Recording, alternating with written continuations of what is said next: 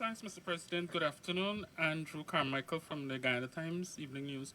Just clarity, when you were speaking about the lands and survey, and I think 286 lands, the first Applications. applications, you mentioned 500 from Mara. Just before that, you said there are 1,000, and what you said, the name of the place was not very clear. I don't know if you can check it, please. No, Maritrate area. That's 500. But Yes, there were those are 1,000 somewhere areas. else. Those are areas that we have the available lands now, and we're going to give you the details if you want. But the 1,000, the 1,000, what's the name of that place? You mentioned it just before Maro. No, New Maritrate. New Maritrate is 1,000 acres. The 5,000 acres is Mara, the Mara area, right? Right, Zulfi? Next question. Since I have the mic, if I can continue. As long as you wish. Mr. President, The we have Region 6 the, reporters have the latitude today. the Berbice River Bridge being free. And since then, we have seen more persons traversing. Could you say, or maybe our Public Works Minister say, how much vehicles will be crossing the river average per month since August 1st? I've been trying to get that information. Bishop, I know we have the figures because they shared that figure with me recently. Bishop, you have that figure? We can get that figure for you easily. See if you can call and get that figure. But I can say it's a massive increase in traffic. And by the way, you will see the work, we are advancing the work on having the new Berbice River Bridge advanced. Good afternoon, Mr. President. Sherman Arca, Kaiser News. I know I speak on behalf of a lot of Barbicians, but I know the drivers will not agree with me. But since the bridge fees would have been reduced, these drivers are refusing to drop the rates. It's still $25,000 per head. 2,500, sorry. 2,500 per head, and these drivers are saying the vehicle parts and all of that. Is there any plan by the government to engage the drivers to at least reduce since the bridge is fee? I think you are fully well aware that the Minister of Public Works and other ministers have been engaging the drivers, taxi drivers, minibus drivers on this issue of fare increases. We live in an open economy, but an economy that must have a social conscience. And we are saving Barbicians billions of dollars in an annualized way with that free river bridge crossing. I'm happy that you have raised this matter, and as you rightfully position, we have removed all the taxes on fuel. We have done a survey basically, and when you look at spare parts and increases in spare part, there has been no exponential increase in spare parts. And our investment in our roadways is also reducing the wear and tear on vehicles. So that also contributes to a reduced cost of operation. Remember, I told you our question will allow me to expand on some of these things. So when you look at the building out of roads, people only see the roads. They don't see the reduced costs and wear and tear, the improvement in road safety, the reduced transportation time, that reduce environmental impact. Because if you have reduced transportation time, you have reduced fuel consumption, which is reduced emissions. All right? Anyone else from Region 6? Yes, BBS from the Guyana Chronicle. Yes. I wanted to ask about Palmyra, the mall and the hotel that is slated. Any update on those and are other investors coming on board? Also, the airport, the airstrip in Rosal Kanji, if you can expand on that, the plans for that, and what does it mean for the people of Kanji who now has more life that the Rosal estate is operating. And this year we saw a forest drag race in Region 6. And is there plan to expand on this? We're seeing a growing love for that sport. And so does the government have any plans to bring that to Region 6? Yeah, we have plans to build out an entire orange economy in this region, which includes sports, culture, tourism, food, the cultural market. So massive investment in that area. By the way, the increase in traffic on the Berbice Bridge is 33%. 33% increase in traffic. Okay? Now, outside of that, the new airport will in no way derail our plans on sugar. It will complement what we're doing at Sugar and Rosal. So I want to make that very clear. This is closely aligned with the type of industrial manufacturing, transport and logistics, tourism, agriculture, transformation that will take place in this region. And it will become an absolute necessity to support the economy that we are building out in this region. That is why that is so important. The Minister of Housing will tell you that we have been having an overwhelming interest in Palmyra from investors, international, regional, and national, of a national nature. And we are hoping that you will see some accelerated development in this area very soon. For a matter of fact, many of the developers who have been allocated land there for hotels and so on, they've already been issued the notices and they have committed to the commencement of work before the end of this year. And many of those projects, according to their timelines, are slated to be completed within 18 to 24 months.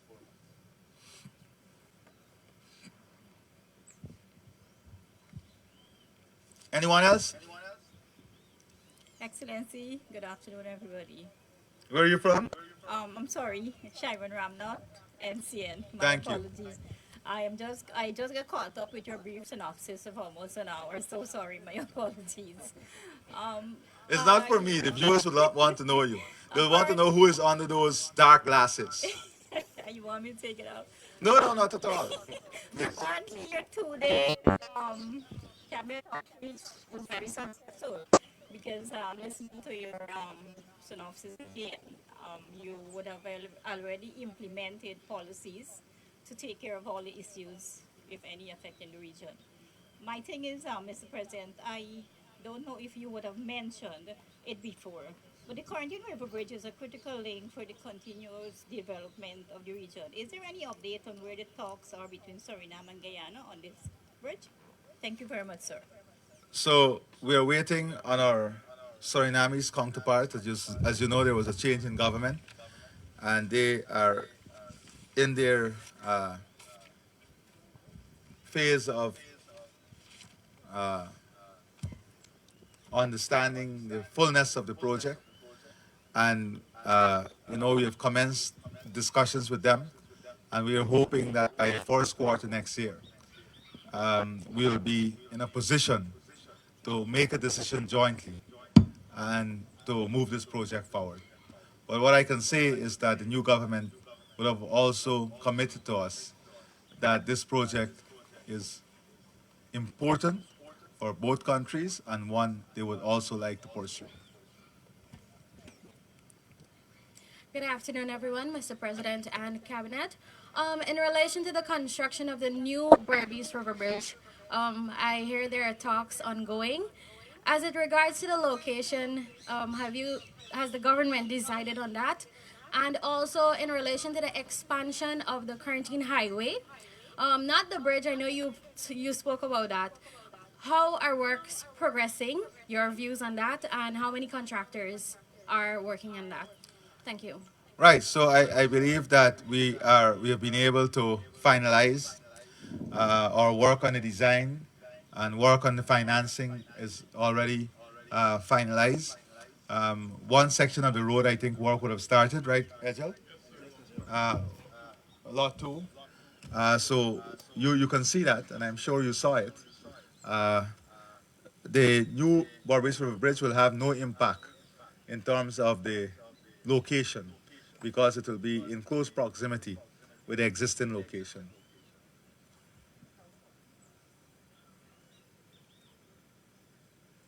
We can go now to the wider media.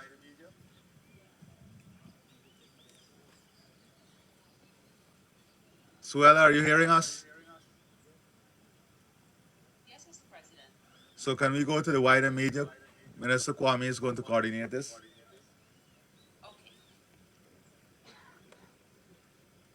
We have several of those media houses online, so we'll ask you to please identify, well, indicate to us by the show of hand in the Zoom room, and to so proceed by stating your name and the media house you represent. Who do we You have start with? Guyana Publication Inc. Yes, let's start with you. Yes, go ahead. Go ahead. Good afternoon, Mr. President. Good afternoon, members of the cabinet. This is Khadija Bakr Sarkis. Can you hear me? Who's it? This is Khadija Bakr Oh, Sarkis. Can you Khadija. hear me? Khadija. Go right ahead. Okay, thank you so much. Mr. President, to warn contractors working on the Amsterdam Main Road of sanctions over poor work. And I know during your presentation, You are the different press conference. I did not speak about poor work. I spoke about the pace of which the work is being done, and our dissatisfaction at the pace of which the work is being done. okay, okay, all right. Let me So address. change your headline now, because I can see you already wrote a headline. All right, so let's go with that then. What Okay, let me just change my question. A special audit by the Auditor General has raised concerns about the way the NDIA has managed its assets in Region 6. What can you say will be done differently to address those concerns? Can you quote which section of the report are you reading from? So this was the special audit. No, I know. I understand that you're speaking generally about the report. I'm speaking specifically about the special audit that the Auditor General did on NDIE when they were speaking about the record keeping. It was a section on record keeping. Yes. Okay. So as you know, a comprehensive response has been made to the report, and in that response, NDI would have already outlined the measures they have implemented, the procedures they've implemented, and all of the outstanding issues that were highlighted. NDI would have already responded and would have already implemented systems in keeping with the recommendations of the Auditor General. Thank you. You're welcome. Next.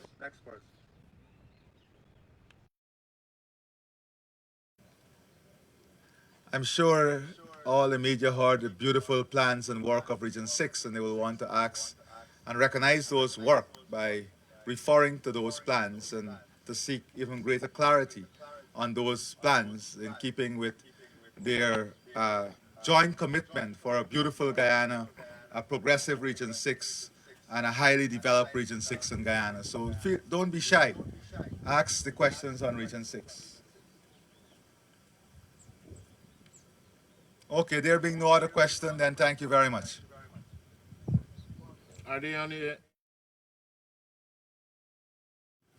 from the Berbice media? Any questions? So please, we're giving you an opportunity. Is the media being shy today?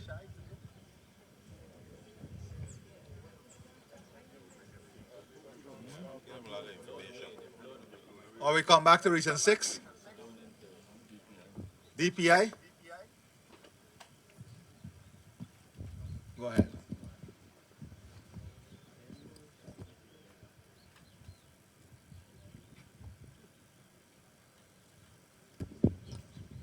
afternoon, Mr. President and cabinet members.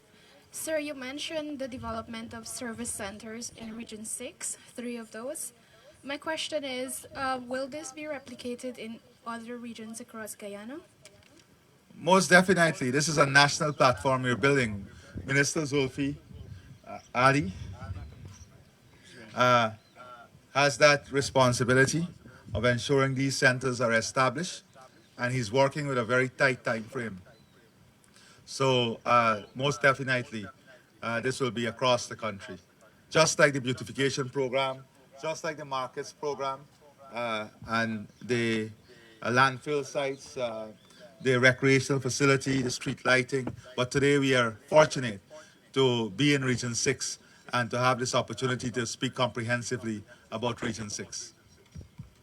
Secondly, what role can the diaspora, particularly those from Berbice, can play in the transformation of the You country? know, interestingly, a number of persons from the diaspora were at these meetings. I mean, every minister may be able to tell you that there was a diaspora representative, and they that did not only attend, they spoke at most of these meetings, and they're very impressed. I think members of the media, my friend from Kaichor News, you were at some of these meetings.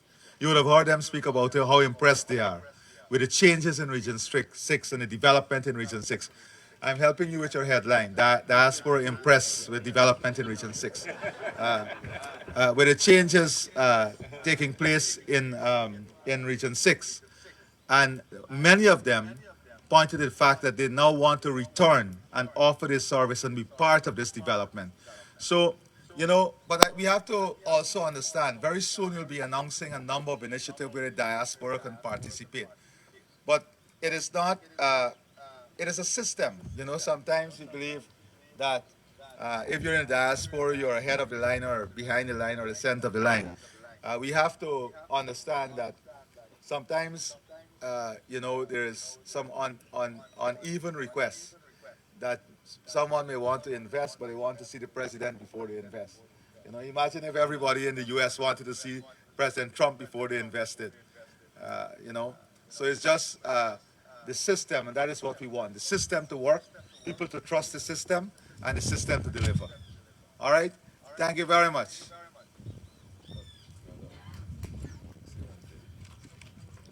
Mr. President, you spoke about special needs development for Region 6. The special needs school in New Amsterdam, the teachers there complain of the huge class, the size of the class that they have. And when you compare this to Georgetown, where some government schools, they have teachers there for persons with special needs. And the student, one teacher, one student, and you come to New Amsterdam and you have one teacher over 35 One students. teacher, one student. We have that. Well, there might only be one such student at the school, but Right. there's a teacher. Yeah, right. So you heard me speak about more teachers now being trained. And because we have expanded the training program, more training opportunities are now available for teachers. So the government role is to create that enabling environment, to create the opportunity.